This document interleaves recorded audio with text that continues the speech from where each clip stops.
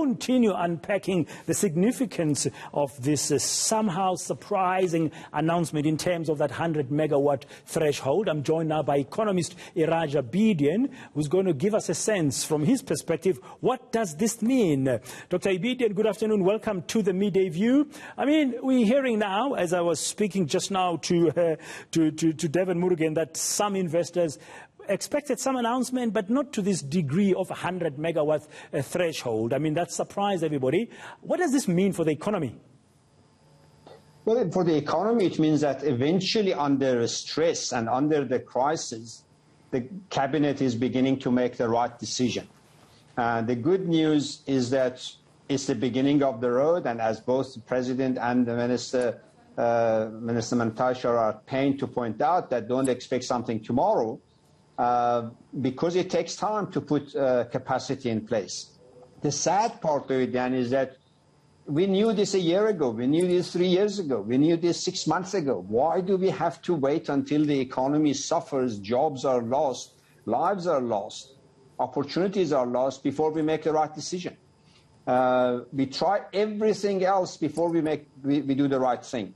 However, having said that, and I'm highlighting it because the President is worried that now the policy has changed, but NERSA hasn't got the capacity or the culture of understanding urgency and doing things in a very proper but efficient and quick way.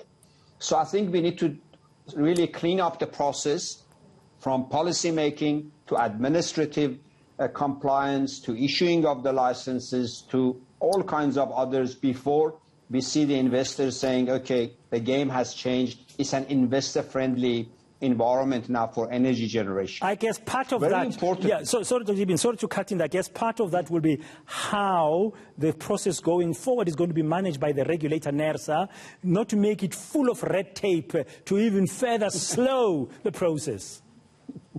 Yeah, the President is worried that red tape can take 2 years. It's shocking, actually, that the President is worried about that, which means our policy making and policy implementation sections are not in sync. They have discontinuities. But that's our next challenge. At the same time, the very fact that the government at the policy level has shown commitment to push the process from 10 to 100, it enables municipalities, enables other businesses to start making their own plans.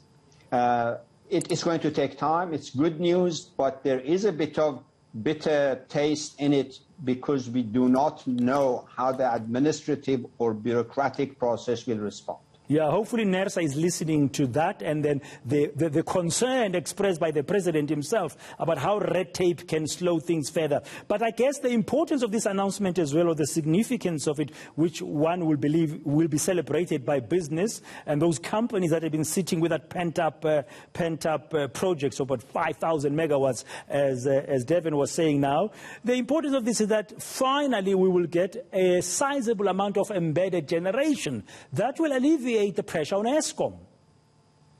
Absolutely, and this is, again, as the President is been very, in a way, apt to point out, is that is not getting Eskom out of business, is giving Eskom an opportunity to sort itself out so that it can stay in business. And therefore, instead of creating these false dichotomies of private vis-a-vis Eskom, we need to multiply as many sources of energy as we can, as quickly as we can, subject to environmental sustainability, and free the economy as it is a hostage to lack of energy. Yeah, how important or critical is it that this process, yes, it's a process, as you've said, Minister Mantashe pointing it out, you're not going to wake up tomorrow and the power cuts are gone. There's going to be a process. How important is it to begin that ASAP? I mean, if you were advising a company that's been sitting up with some plans and so are waiting for the government, 10 megawatts is nothing, and now they're hitting 100 megawatts, how important is it going to be to move fast? Is really top #1 national priority at the moment for economic revival and recovery. And there is no other obstacle as important as reliability of energy. So both in terms of the regulator, NERSA, as well as those who are in the business of investing in energy. We need to literally get them into a room and say, what are the exact applications that you need? What are exact issues that you have to deal with so that your application can go through smoothly but in full compliance with the law? So I cannot overestimate the importance of getting this process done in a very efficient and effective way.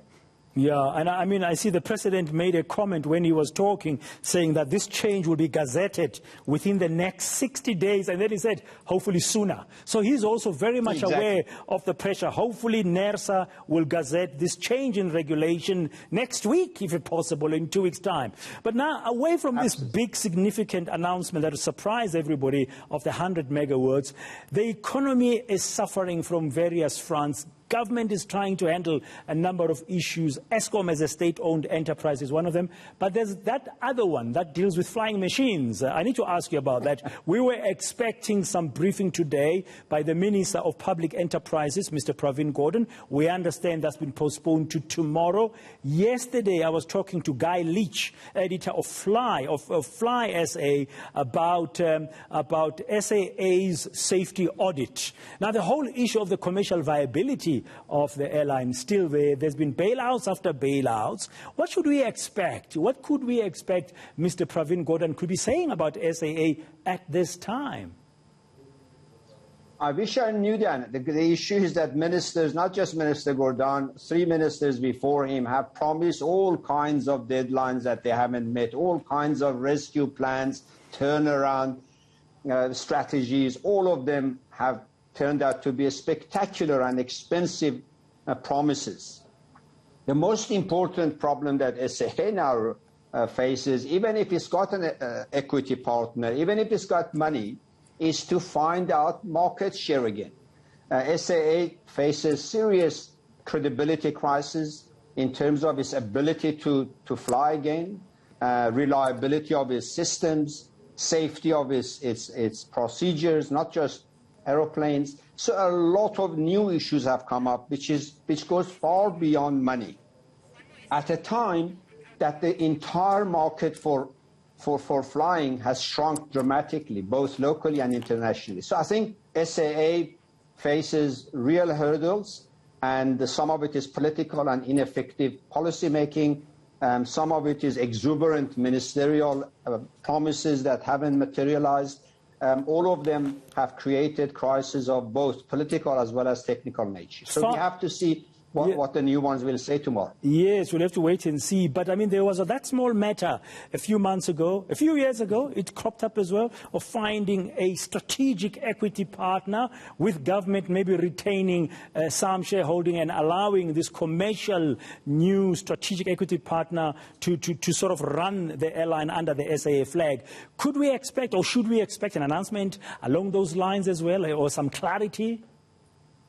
I mean, broadly, there are 2 options. Either the government underwrites all the losses for some foreseeable future, meaning 2 to 3 years, for the turnaround strategy, and stays a strategic partner, which would be problematic, but you could have if you have that type of underwriting. The second option is to find an equity partner who would completely take the government out. Who wants to be in partnership with the government that may or may not change its mind, or may or may not be able to follow its rights in financial terms? So I think there are serious commercial issues still hanging over SAA and the options.